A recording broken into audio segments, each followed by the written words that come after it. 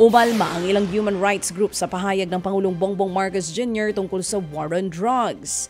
Ayon sa Human Rights Watch at Philippine Alliance of Human Rights Advocates, hindi totoong nabawasan ang problema sa iligal na droga sa ilalim ng pamumuno ng Marcos administration.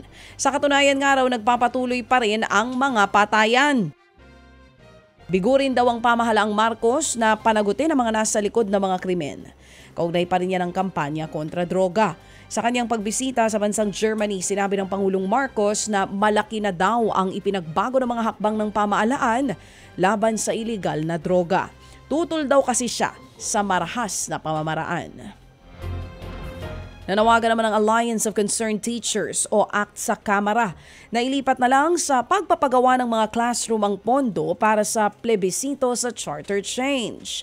Mas dapat daw atupagin ng pamahalaang Marcos ang kakulangan sa mga classroom kaysa ang koponan na kasali sa East Asia o kaysa nga po ang pag-amyenda ng saligang batas. Sa 28 billion pesos daw kasing posibleng gastusin sa plebisito, mahigit 11,000 classrooms na ang mapapagawa.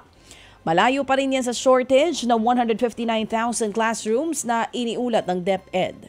Muli ring binatikos ng ACT ang isinusulong na full foreign ownership ng mga paaralan sa ating bansa sa ilalim pa rin ng charter change. Muli namang nahakang website ng House of Representatives. Pero hindi tulad ng naranasan noong Oktubre ng nakaraang taon, mas matindi raw ang nangyari ngayon. Ayon kay House Secretary General Reginald Velasco, nakapagtala sila ng mahigit 480 milyong cyber attacks.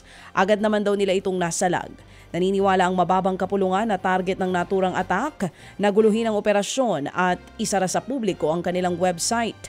Tiniyak naman ni Velasco na walang nakompromisong datos mula sa mga pag-atake.